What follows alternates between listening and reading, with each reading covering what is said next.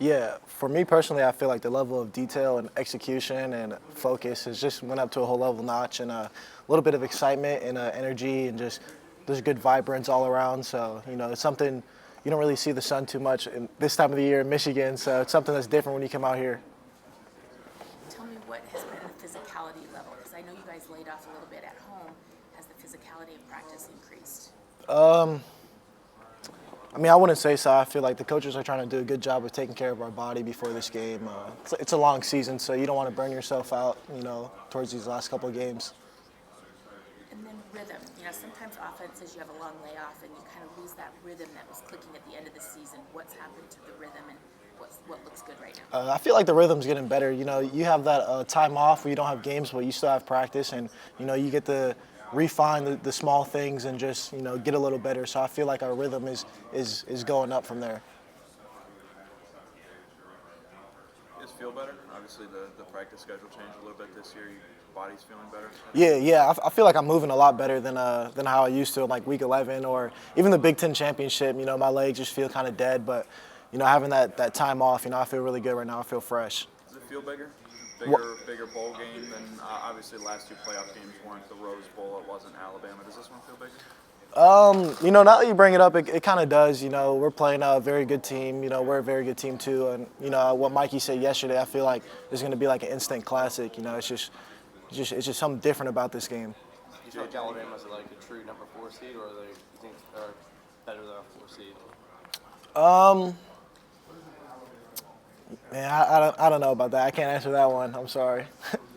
So I don't know if you've heard that some of these Alabama players are only watching iPads with their coaches, for fear that they fall in the wrong hands or anything like that. Like, what do you make of? I mean, college football coaches are paranoid. They take lots of steps to make sure that things are in order. But what do you make of your opponent, doing stuff like that before playing you guys? It's just like a precaution thing. Coach Harbaugh turned our iPads off too. It's just a feeling like coaches try to protect our players and things like that. When you first see it, you kind of laugh a little bit. It's kind of outrageous that like things like that are going on, but you can't really blame him with the things going on in college football these days. What do you mean he turned the iPads off? Like, we don't watch film either anymore, like on our iPads. It's just everything's in the facility or with the team only. When did that happen? I think he brought it up in like November or something like that, but then he officially turned it off for everyone yesterday. One thing that Alabama's defense is known for, the secondary in particular, is making it hard to get off the line of scrimmage, get into your route. They are very physical secondary. What have you seen on film, and how are you preparing for that?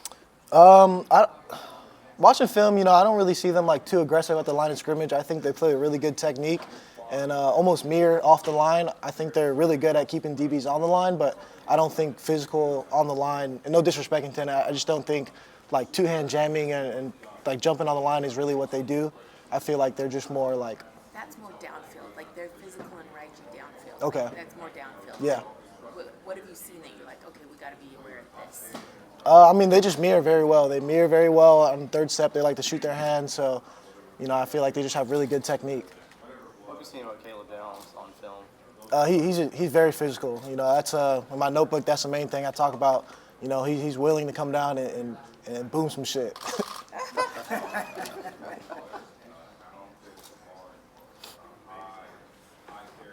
Coach Harbaugh is known for his khakis and cleats on the sidelines. If you were a coach, what would your game day fit be on? Probably like some sweats and just a t-shirt. Try not to overdo it. Feel casual, feel normal, feel warm. Don't want to be too tight, too overdoing it. But I think that's Coach Harbaugh. That's his drip, so that's what he likes. While we're on the topic of fashion, after the Ohio State game, you made some comment about Louis Vuitton. Yeah. Did you see Marvin's hat at the Heisman? No, I didn't. He had a Louis Vuitton beanie that Yeah. he wore ahead of it. I didn't know if that was interpreted as a shot at you or Michigan or what you make of that. I mean, I didn't like call out Marv, like single him out or anything like that. His media kind of ran with it and took it. It is what it is. I get it. It's my fault for letting him get that opportunity to do that. But no, I mean, like fashion and all that, it's all cool. I just, when you overdo it and you make that the main thing, then I feel like that becomes a problem. You thought about your NFL decision coming up after this game at all? I definitely thought about it. I don't know what I'm going to do yet. I have both options, so it's all on the table. I'm just really focused on these games. JJ said that the playoff might impact like his decision after the season. Do you kind of see it as the same way? Yeah, definitely. I feel like in the receiver room, we call these last games a money game. Good team. They got a lot of good DBs, so they're gonna get drafted too. So for both of us, it's really money games. Roman, with 4 extra games beginning next year, the possibility of that, do you foresee any guys opting out of that just because of the enhanced possibility of injury? I definitely hope not. When you commit yourself to a program, you commit yourself to trying to win and not commit yourself trying to go to the NFL or things like that. I would hope players would just want to win something for their team. Roman, you've actually never kind of been in a position where the game that you're playing in is meaningless since you've been here. You haven't really had a should I opt out or should I opt not? How kind of different is that? Did you even think when you came to Michigan that, hey, I'm going to be playing in, not going to play in a bowl year one, but I'll play in the playoff the next 3? Yeah.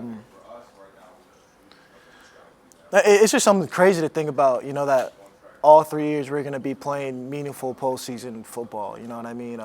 It's not like we're playing in some other bowl game. This really means something. This is giving me an opportunity to work for something I want, something that's going to be around for the rest of my life, something that in 50 years, I'll come back and see these guys and we'll get together and we'll talk about why this was so meaningful. You know what I mean? Roman, what have you guys learned from the last 2 years getting to this point and getting over the hump? So I remember asking you guys the same question last year. We learned a lot. We really mean it now. What's the next step? How do you take it? Yeah, for me, it just comes down to the details, the focus, and just giving it all you got. I mean, like straining after the play. Like, I don't want to pull up the film after the game and my brother's running with the ball and, I'm just watching him. I better be 100 miles down the field sprinting to go get a block for him, and that's what I want him to do for me when I'm about to make a play.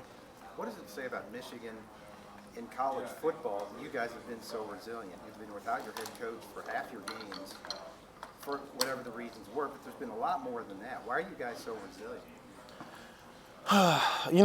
Coach Herb likes to talk about it like it's a hidden blessing. You never really get a chance to face adversity. Without adversity, you're not really going to grow. You're not going to become something special.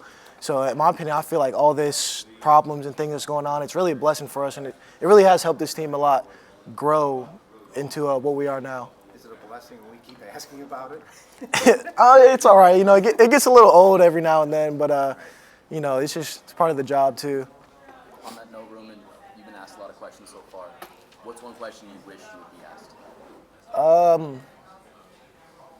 I wish I would be asked more about probably how good of a guy Coach Harbaugh is. Like, I feel like I never really got asked that. Like, does Coach Harbaugh really like his players? Is he really like a team guy? I think he really is. He's he's such a good dude. I went to his house for Christmas, and he's really just a dude. Like, he was in the backyard working on the chicken coop. Like, I've never seen a guy on Christmas just like working on his yard or just chilling with his kids. I mean, all his kids were back there with him. It's just something like I never thought my head coach would be doing that. You know what I mean? Do you notice significance to I see the roses on your arm. Do roses hold any importance in your life? When at a young age growing up, I really liked roses. My dad, for some reason, he always had a bunch of roses in the house, and I just kind of fell in love with them. Do you feel like there's a difference in the way Harbaugh is portrayed maybe by the media as opposed to the person he is when you're with him? Sometimes I feel like it's like 50-50, where like one person may like him, one person may not. But I've only really had good experiences around him. What exactly was he doing to the chicken coop?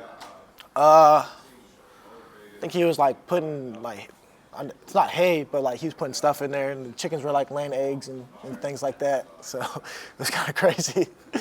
Roman, do you give any thought to, given all that, this might be it for him? I mean, he could win a championship and walk off, or not win a championship and walk off. Yeah, I mean, there's a question you get every year, like if he's gonna leave. I don't know. I think only he knows, and I think he wants to.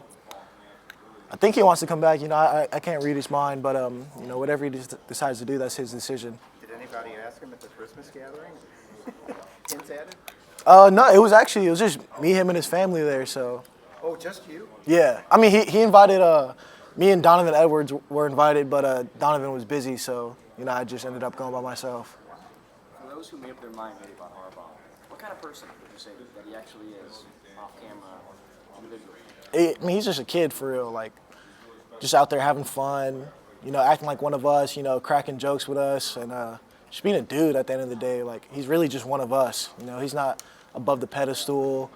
I feel like he interacts with people, like fans and people like that in the facility better than anyone I've ever seen. He really cares about his players and his friends and his family and even like the fans more than anyone I know. What did Coach Moore show you during the time he was running the team? When Coach Moore was up there, nothing really changed. He did a great job of, keeping it the same and kind of replicating what Coach Harbaugh does, and nothing much was different. But in terms of his future as a head coach, you saw that sort of thing? That's something I never really think about, and that's something Coach Moore never really brought up is like his quote-unquote future as a head coach. And, one day he's going to be a really good head coach, and, he does a good job of just focusing on what's going on right now. Does that excite you, just the futures that you guys as players, as coaches all have down the line? Yeah, definitely. I feel like besides the players, there's going to be a lot of great coaches here, and, a lot of guys who are going to go do great things. And you kind of already see it, like I forgot his name, the DC for the Ravens now, he's doing his thing. He's very good, and he was just here. Like, it felt like a couple days ago he was just with us. How has your relationship with JJ deepened over this year? Considering this might be your last ride together, how much would a win mean to the both of you? I feel like, we had a meeting last night, and it was John Jensen was talking about the 50th reunion of the last time the Rose Bowl played or something like that. And, like, I don't know why, I just got a little emotional, like that's something I want. I want to roll in. I want to roll in on my wheelchair with my oxygen tank. I'm bald as hell. I'm seeing everyone else, and we just having a good time, like cracking jokes, like just like how we were when we was here 50 years ago. Given Coach Harbaugh's history of being quarterback and really offensive-minded, has he instilled any specific advice to you guys as wide receivers that you haven't really heard anywhere else, where he just clearly understands the position and all the intricacies? As far as like route details and things like that, he's always talking about route details and what the quarterback's looking for, indicators, and what a QB wants to do. And one thing that really stuck out to me is he wants us to be physical out there. It starts with the line, winning the line of scrimmage, and it starts with us like going in there, getting safeties and getting physical with corners too. So that's something he's trying to put in our heads as well. When you make those highlight reel type catches, it's something that majority of people will never experience. What is that emotion like when you come up with the ball, and how do you put that into words? It's one of the greatest feelings you can ever have. Like just going up and getting a pass, or even just scoring in front of 100,000 people. And every day I gotta wake up and thank God I'm able to be in this situation in my life. I mean, it could have been anyone. I'm just happy it's me. And you are right. Some people are never gonna experience this, and I'm just lucky to be one of them. As someone who's done this 3 times now, what's your message to maybe some of the freshmen like Samaj Morgan who are going in through this the first time? I mean, you got to treat this like this is your last one. I mean, there's really 2 games left. This one's the only one that's guaranteed. You got to give it all you got. Like, if you can't have some secret move, something in the bag, like you got to use everything this game. You got to give it all this game, and then you got to come back, do it again next week.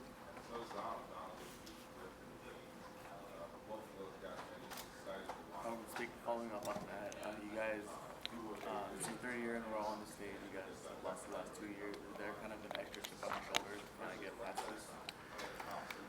I want to say I have like a chip on my shoulder. I just feel like, just up the execution level, up the detail level, up the focus, and all the fine-tune all the small details. Thank you, guys.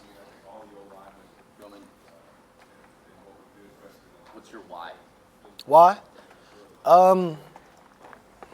Man, I don't know. I feel like being a young kid growing up in Hawaii, I want to be a role model for people growing up there too. Like, if I can do it, you can do it too. Because, growing up, when I looked at people like Marcus Mariota, like, oh, if he can do it, I can do it. I want to be that guy where some little kids watch me on TV, like, oh, he's from home, like the hometown. Like, if he's there, like, that's where I want to be too.